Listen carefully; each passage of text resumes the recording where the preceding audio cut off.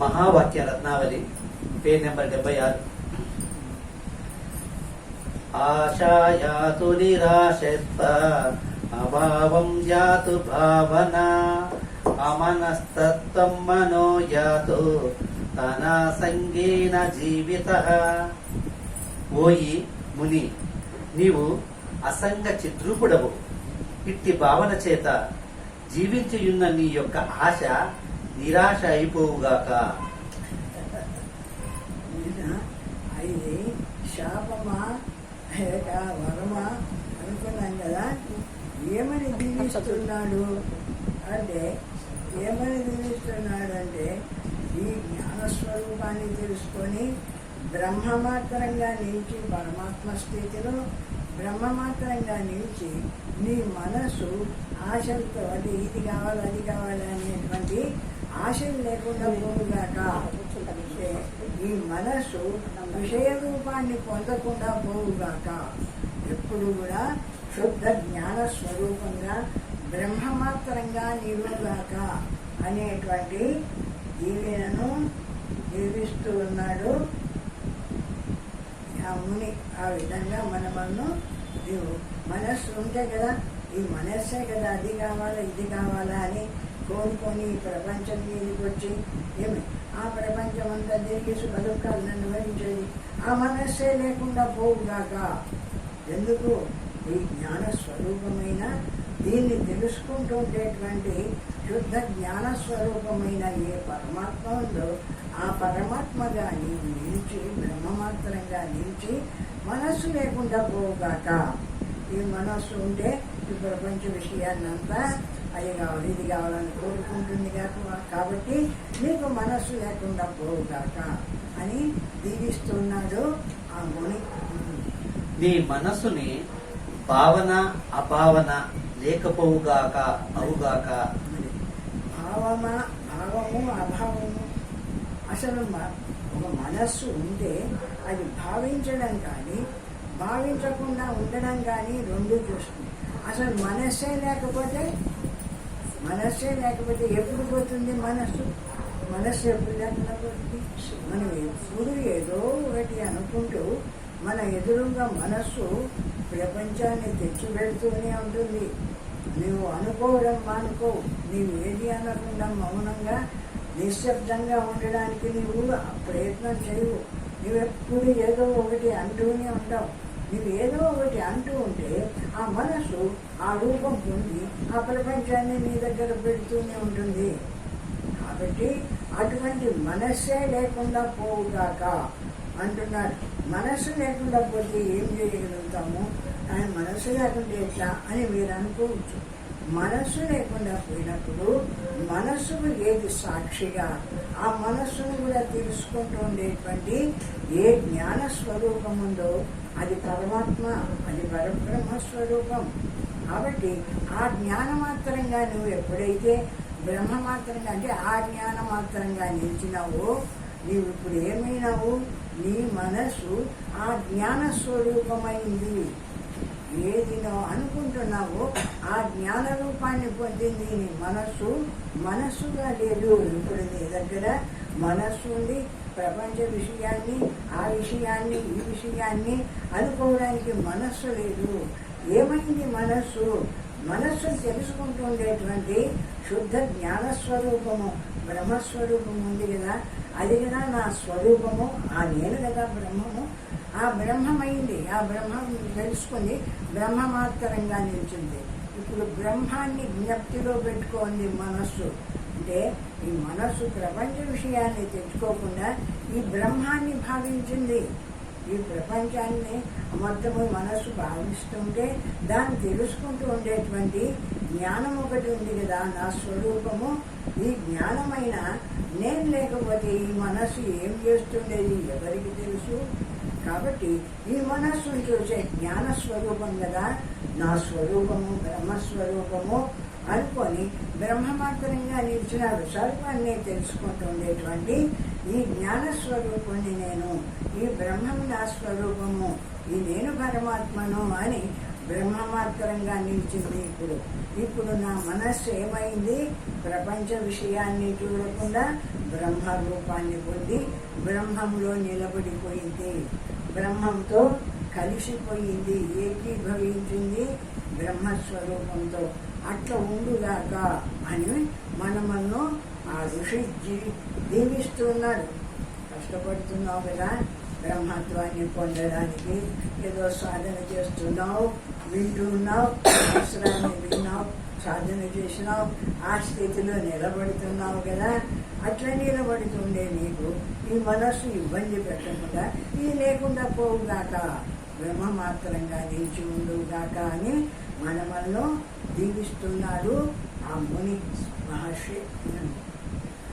మనన ధర్మము, వృత్తులు కలగడము, స్మరణ ఇవి లేకపోవుగాక. ఆ మనసు సంకల్పాలు చేయడము, ఆ మనస్సు ధర్మం ఏమడిది? మనస్సు ఉంటే ఏం చేస్తుంది? మనస్సు ధర్మం ఏమడిది? ఏదో ఒకటి రూపం చెందుతుంటుంది, లోపల అనుకుంటూ ఉంటుంది. అది ఇట్లా ఇట్లా వాడి ఇట్లా వీడిట్లా అని అనుకుంటూ ఉంటుంది. ఆ అనుకున్న రూపం అంతా చెందుతూ ఉంటుంది. అట్లా నీ మనసు ఏ రూపము అనుకోకుండా, ఏదికి లేకుండా నిరాకారమై నిలుచుకోగాక అని మనమను దీవిస్తున్నాడు మహర్షి. ఇవన్నీ నశించినా సరే ఉన్నాననే నీకు ఏవియూ అంటవు. ఈ మనస్సు గురించి మీరు మనస్సు గురించి నేనేం చేయాలా అనుకుంటారు కదా. సామాన్యమైన మనుషులు వాకు మనస్సు ఉంటే కదా జపమో జ్ఞానమో చేసేది. ఆ మనస్సే లేకుండా పోవాలని దీవిస్తున్నాడే, నేను ఎట్లా అనుకుంటారేమో అని. ఈ మనస్సు కాదు, ఈ మనస్సును తెలుసుకుంటూ ఉన్నటువంటి శుద్ధ జ్ఞాన స్వరూపం ఉంది. ఆ జ్ఞానము నీ స్వరూపము కాబట్టి ఆ జ్ఞానమాత్రంగా నిలుచు, బ్రహ్మమై నిలుచు. ఈ దేహము, ఈ ప్రపంచము, ఈ విషయాలు ఏది లేనటువంటి శుద్ధ బ్రహ్మమాత్రంగా నిలుచు. ఆ బ్రహ్మమాత్రంగా నిలిచినప్పుడు ఈ మనస్సు బ్రహ్మరూపంలో ఏకత్వం చెందుతుంది. ఆ విధంగా బ్రహ్మస్వరూపంలో కలిసిపోయి లేకుండా పోవుగాక అని మనల్ని దీవిస్తున్నాడు ఆ మనిషి. ఇవన్నీ నశించినా సరే ఉన్నాను అనే నీకు ఏవి అంటావు. ఇవన్నీ లేకపోయినా, ఏది లేకపోయినా, ఏది లేదు, ఏది లేదు అని చెప్తున్నా నీవు ఉన్నావు. ఎవరు చెప్పింది నాకు ఏది లేదని? ఏది లేని చూసిందెవరు? నాలో ఏ జ్ఞాన స్వరూపమైన నేను పరమాత్మను ఉన్నాను. ఆ పరమాత్మ మాత్రం ఉంది. నా దగ్గర మనస్సు లేదు, బుద్ధి లేదు, ఈ ప్రపంచము లేదు, ఏది లేకుండా పోయింది. జ్ఞానస్వరూపం ఒక్కటి ప్రకాశిస్తుంది, శుద్ధ జ్ఞానస్వరూపమై. ఆ విధంగా నిలిచి ఉండుగాక, బ్రహ్మమై నిలిచి ఉండుగాక అని మనమల్ని దీవిస్తున్నాడు మహర్షి. నిన్నేవియు బాధించనేరవు, నీవు బ్రహ్మము అని భావము.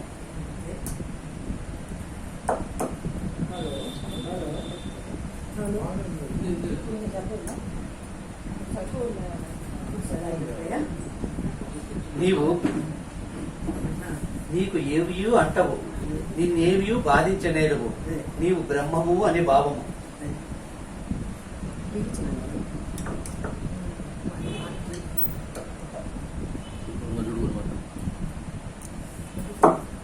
ఈ మనస్సే లేకపోతే నేను ఇంకా ఏం చేయగలుగుతానో?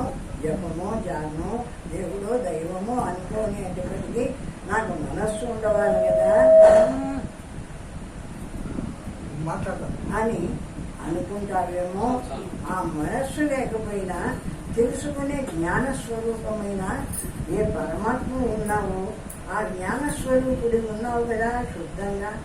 ఈ మనస్సు వచ్చి ప్రపంచాన్ని, ఏ విషయాన్ని, ఆ విషయాన్ని దీన్ని తెచ్చిపెట్టలేదు కానీ దాన్ని విడిచేసినాను. కాబట్టి ఇప్పుడు ఏది ఉంది అంటే శుద్ధ జ్ఞాన స్వరూపంగా బ్రహ్మమాత్రంగా ప్రకాశిస్తున్నాను, శుద్ధ బ్రహ్మమై. ఆ విధంగా నేను బ్రహ్మస్వరూపమై ఉంటున్నాను, ప్రకాశిస్తున్నాను అనుకుంటున్నాడు.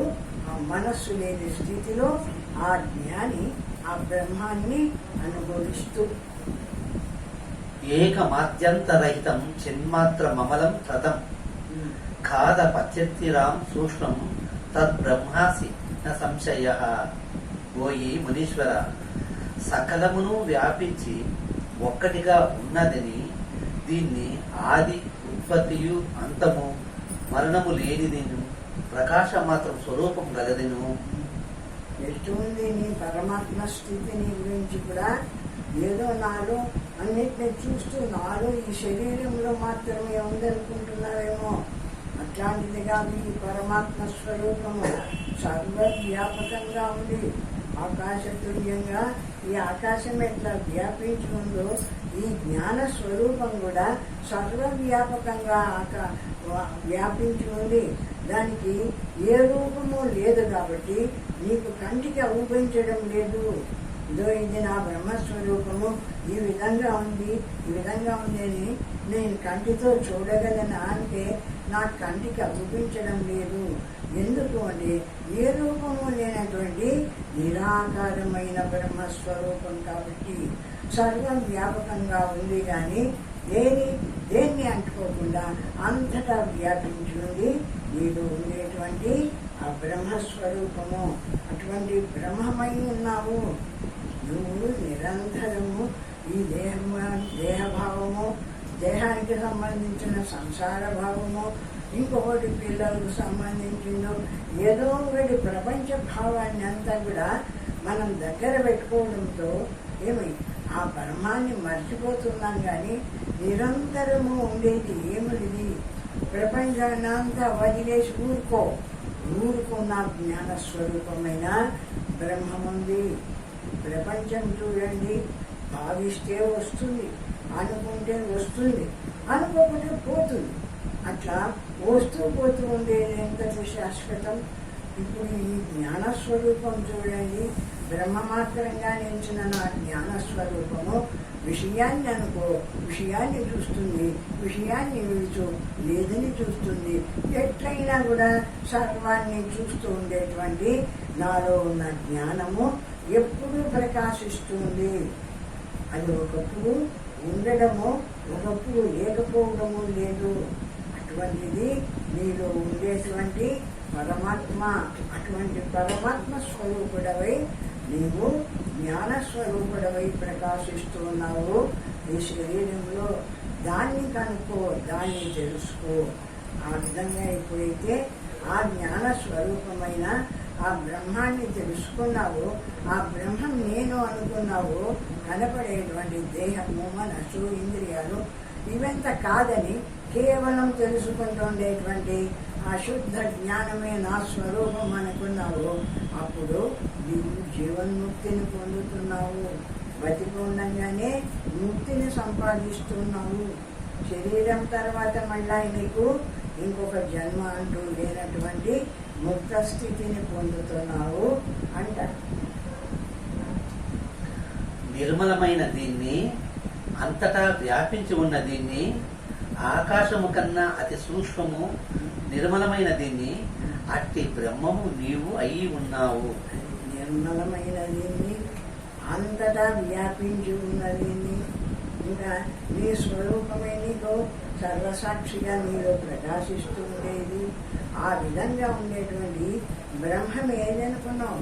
నేను అనుకుంటూ శరీరం ఒకటి మధ్యలో వచ్చేవాడికే శరీరాన్ని చూసుకొని నేను అనుకుంటూ ఈ శరీరం బాగుందా, దీనికి ఏమైంది, ఇది ఎట్లుంది, అది ఎట్లుంది, దీని చింతలో, దీనికి సంబంధించిన వాళ్ళ చింతలో ఈ విధంగా నువ్వు కాలం గడిపేస్తున్నావు. కానీ ఇది కాదు, ఇందులో ఉండేటువంటి శుద్ధ జ్ఞాన స్వరూపమైన నీవు బ్రహ్మస్వరూపుడివి. ఆ విధంగా నేను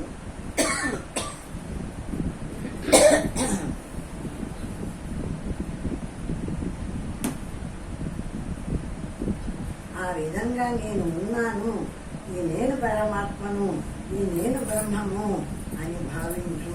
ఆ విధంగా బ్రహ్మస్వరూపాన్ని నువ్వు అర్థం చేసుకొని నీలో ఉండేటువంటి నీ అనుభవమైనటువంటి నీవే అయినటువంటి అదే నేను. ఆ నేను తర్వాత, ఆ జ్ఞానమైన నేను తర్వాత ఎన్ని ఉన్నా కూడా శరీరంలో జ్ఞానేంద్రియాలు ఉన్నాయి, కర్మేంద్రియాలు ఉన్నాయి, మనస్సు ఉంది, బుద్ధి ఉంది. ఇన్ని ఉన్నా కూడా ఇవన్నీ కూడా ఎప్పటికో అప్పటికి పోయేటివే. కానీ నేను మాత్రమే సదా ఉండేటువంటి శుద్ధ జ్ఞాన స్వరూపమైన పరమాత్మను. అటువంటి శాశ్వతమైన పరమాత్మ స్వరూపుడివి నీవు. ఆ నిన్ను తెలుసుకో, ఆ నీవుగా నిలబడు. అంతేగాని దీన్ని చూసి దీన్ని వారు అనుకుంటూ దీనికి సంబంధించిన ఈ ప్రపంచాన్ని భావిస్తూ ఇట్లా వృధాగా ఉండవాకు. ఆ బ్రహ్మమై నిలుచు అంటున్నారు.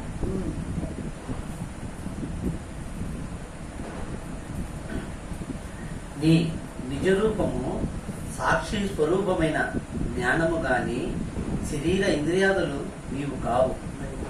ఈ కనిపెడుతున్నాయే, కళ్ళు చూస్తున్నాయి, చూసేది దృశ్యం కనిపిస్తుంది, చెవులు వింటున్నాయి, వినేటువంటి శబ్దం వినిపిస్తుంది. ఈ విధంగా ఈ శరీరం కానీ, శరీరంలో ఉన్న ఇంద్రియాలు కానీ, వాటి పనులు కానీ అవి ఏవి కూడా నీవు కాదు. వీటినన్నిటినీ ఏ జ్ఞానము చూస్తూ ఉందో, ఏ జ్ఞానము కంటి దగ్గరికి వచ్చి చూసి ఇది ఫలానా వస్తువు, ఇది ఏ నక్షతి శృణోతీయం శిఖరతిథ్యా కరోతి చ స్వాదు విజ్ఞానాది తత్ప్రజ్ఞానం దీర్ఘమై ప్రజ్ఞానం బ్రహ్మ అని మొట్టమొదటనే బ్రహ్మస్వరూపాన్ని నిరూపణ చేస్తూ వేదము ప్రజ్ఞానం బ్రహ్మ అని 4 మహావాక్యాలు మనం చెప్పింది. వాటిల్లో మొదటిది ప్రజ్ఞానం బ్రహ్మ. ఆ ప్రజ్ఞానం ఎట్లా ఉంది? నీలో జ్ఞాన స్వరూపమై ప్రకాశిస్తూ నీ కంటి ద్వారా బయటికి పోయి చూస్తుంది, నీ చెవి ద్వారా బయటికి పోయి వింటుంది, నీ ముక్కు ద్వారా వాసన చూస్తుంది. ఈ శరీరానికి ఏ ఏ ఇంద్రియాలు ఉన్నాయో ఆ ఇంద్రియాల ద్వారా ఈ ప్రపంచాన్నంతా చూస్తూ ఉంటుంది. నాలో ఉన్న జ్ఞానం ఇప్పుడు ఈ చూస్తూ ఉన్న ఇంద్రియాలు, ఈ శరీర భావము మొత్తం వదిలేసి ఈ జ్ఞానమైననే దృష్టి నిలిపితే ఈ చూసే జ్ఞానం, ఈ జ్ఞానం ఉంటే కదా ఈ కళ్ళు చూసినాయి, ఈ జ్ఞానం ఉంటే కదా ఈ చెవులు విన్నాయి అని ఈ శరీరంలో ఉండే ఇంద్రియాలన్నీ కూడా వాటి పనులు చేస్తూ ఉన్నాయంటే దేనివల్ల చేస్తున్నాయి? ఇందులో నేనంటూ జ్ఞానస్వరూపమైన పరమాత్మ ప్రకాశిస్తున్నాడు. ఆ పరమాత్మ వల్లనే ఈ శరీరము జీవించి అన్ని కార్యాలు చేస్తుంది. ఆ పరమాత్మ నీ స్వరూపము. ఇవి ఆ మాట అనుకో. ఈ శరీరము, ఇంద్రియాలు కొంతకాలం ఉంటాయి, కొంతకాలానికి మట్టిలో కలిసిపోతాయి కదా. ఇది కాదు, ఈ జ్ఞాన స్వరూపమైన ఈ పరమాత్మ నా స్వరూపము, ఈ బ్రహ్మం నేను అని అహం బ్రహ్మాస్మి శివోహం అని ఆ బ్రహ్మాన్ని భావించు, ఆ బ్రహ్మాన్ని విచారించు, ఆ బ్రహ్మమందు ఏకత్వం పొందు. ఇది నా స్వరూపమని మౌనంగా నిలుచుకో బ్రహ్మంతో కలిసి. ఆ విధంగా సాధన చేసుకోమని చెప్తాడు. కనుక అట్టి జ్ఞానం బ్రహ్మాకారము కనుక నీవు బ్రహ్మము, ఇందుకు ఏమీ సంశయము లేదు అని ఉపదేశించింది. అట్టి జ్ఞానస్వరూపం అనేది బ్రహ్మాకారము, సర్వవ్యాపకంగా. ఈ ఆకాశం ఎట్లా సర్వవ్యాపకంగా ఉందో ఆ విధంగా జ్ఞానాకాశము చిదాకాశ స్వరూపమై సర్వవ్యాపకంగా ఉంది ఈ జ్ఞానస్వరూపమైన బ్రహ్మము. అటువంటి బ్రహ్మము నా స్వరూపము. అనంతమై సర్వవ్యాపకంగా ఏ బ్రహ్మముందో ఆ బ్రహ్మము నా స్వరూపము. దీనికున్న ఇంద్రియాలు, శరీరము ఇవి కాదు నేను. ఇవి వస్తూ ఉంటాయి, పోతూ ఉంటాయి. ఎప్పటికీ ఉండేటువంటి శుద్ధ జ్ఞాన స్వరూపమైన ఆ పరమాత్మ నా స్వరూపము, ఆ బ్రహ్మం నేను అని బ్రహ్మంని నువ్వుగా భావించి బ్రహ్మంతో ఏకత్వం పొందు. శరీరం ఉండంగానే భగవంతుడు మనకు బుద్ధివృత్తిని ప్రసాదించినాడు. దీన్ని అర్థం చేసుకునే బుద్ధిని కూడా ఇచ్చినాడు. సామాన్యంగా దీన్ని అర్థం చేసుకోవాలంటే అందరూ అర్థం చేసుకోలేరు. కానీ దాని మీద ఉండే శ్రద్ధతో అర్థమవుతుంది. శ్రద్ధావాన్ లభతే జ్ఞానం అని. ఆ శ్రద్ధకి ఎంత ఉంటుందో వానికి ఇందులో ఉండేటువంటి ఇది కదా జ్ఞాన స్వరూపమైన పరమాత్మ. ఈ పరమాత్మ కదా అంతటా ఉండేది, అందరిలో ఉండేది. ఈ పరమాత్మ నా స్వరూపము అని పరమాత్మను తెలుసు.